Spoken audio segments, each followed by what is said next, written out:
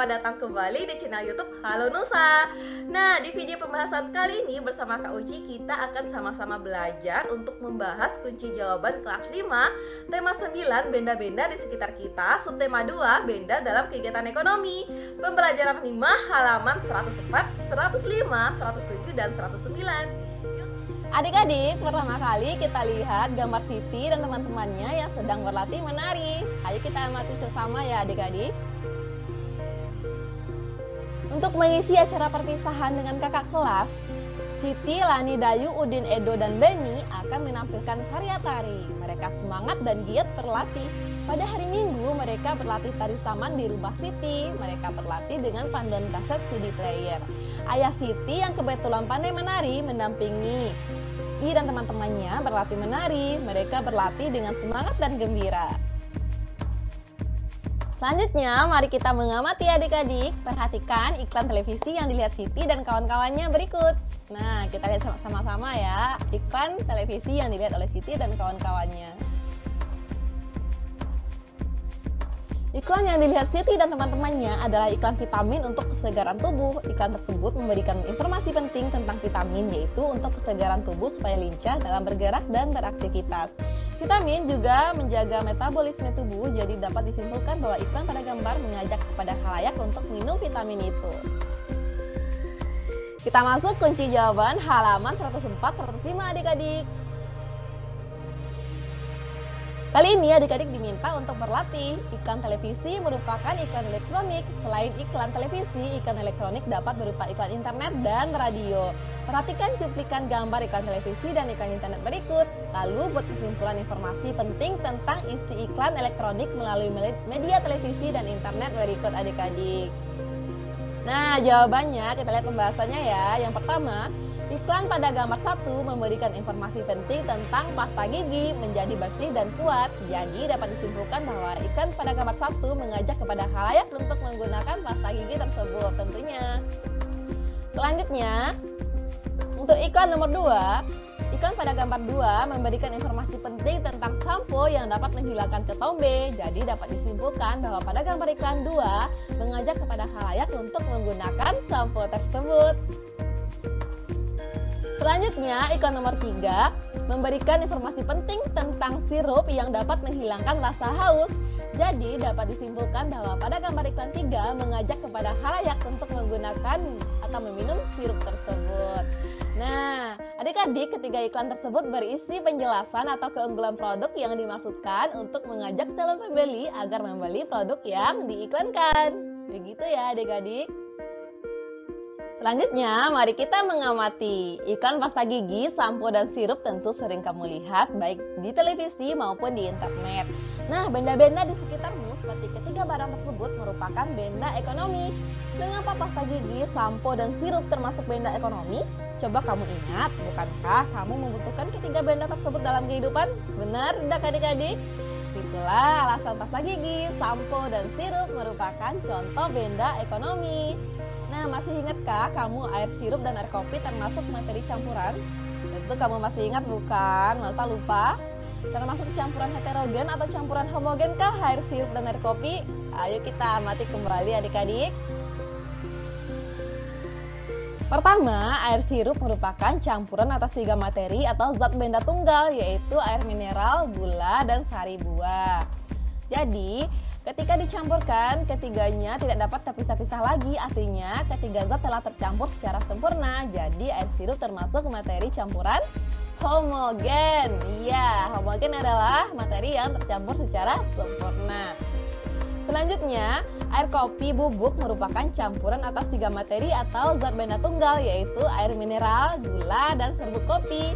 Nah, ketika dicampurkan menjadi satu, maka masih terlihat serbuk kopinya di dasar gelas. Artinya, zat-zat tersebut tidak tercampur secara sempurna.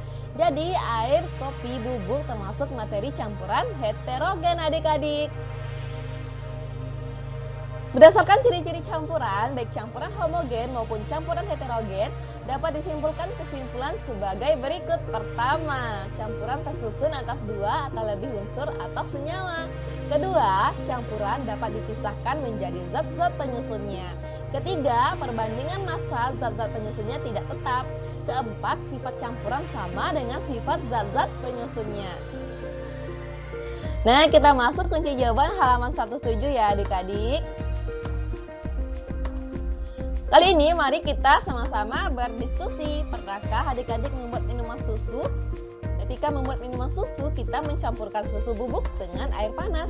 Setelah itu diaduk secara merata sehingga susu bubuk yang awalnya berwujud padat menjadi tidak terlihat atau cair.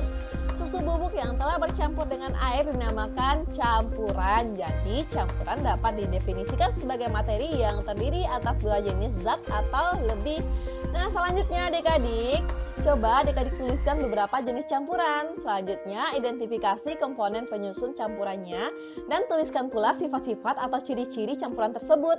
Diskusikan bersama teman satu kelompok adik-adik, lalu tuliskan hasil diskusi kelompok dalam bentuk tabel seperti contoh berikut. Kita lihat ya pembahasannya. Ini dia tabel jenis campuran, komponen penyusun campuran, serta sifat campurannya. Untuk nomor 1, air sirup. Komponen penyusunnya adalah air mineral, gula, dan sari buah. Sedangkan untuk sifat campurannya tersusun atas 2 atau lebih unsur atau senyawa.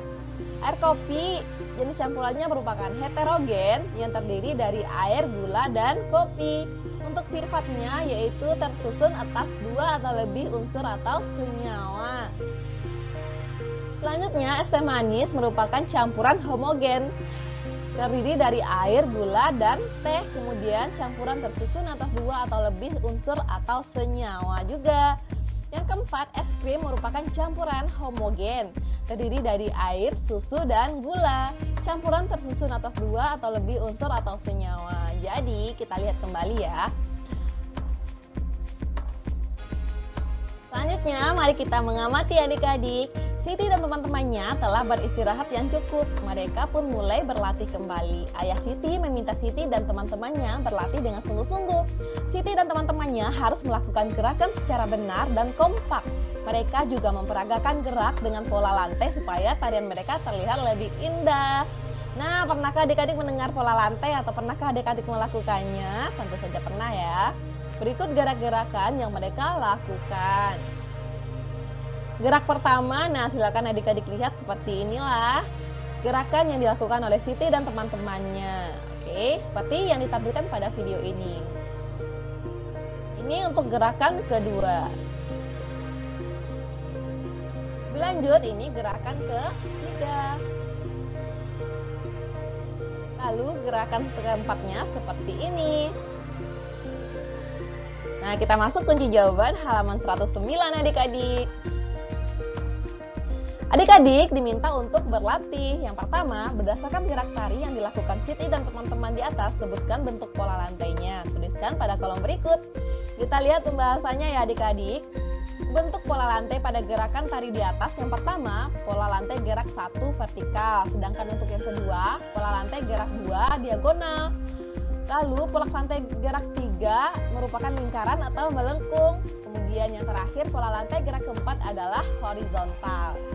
Lalu bentuklah kelompok terdiri atas 5 anak, kemudian berlatihlah memperagakan gerak tari di atas. Jadi peragakanlah gerakan vertikal, diagonal, lingkaran, dan horizontal tadi ya adik-adik bersama teman-teman adik-adik. Selanjutnya mari kita mencoba adik-adik. Kamu telah memahami 4 pola lantai pada tarian daerah. Ada pola lantai vertikal, horizontal, diagonal, dan garis melengkung. Sekarang coba adik-adik peragakan keempat pola lantai tersebut. Ikuti dengan gerakan tangan dan kaki. Buat variasi gerakan dengan tangan, kaki, tangan, dan kepala. Peragakan secara bergantian di depan kelas. Bapak atau ibu guru akan memberimu aba-aba. Kreativitasmu dalam menampilkan gerakan akan menentukan nilai yang Bapak atau ibu guru berikan. Oke adik-adik? Selanjutnya, karena pembelajaran telah selesai, maka hal terakhir yang kita lakukan adalah merenungkan kembali pembelajaran sebelumnya adik-adik. Apa yang sudah adik-adik pelajari hari ini? Apakah adik-adik telah memahami semua kegiatan yang adik-adik lakukan hari ini? Adakah yang ingin adik-adik tanyakan kepada teman, bapak, atau ibu guru terkait dengan materi yang adik-adik pelajari?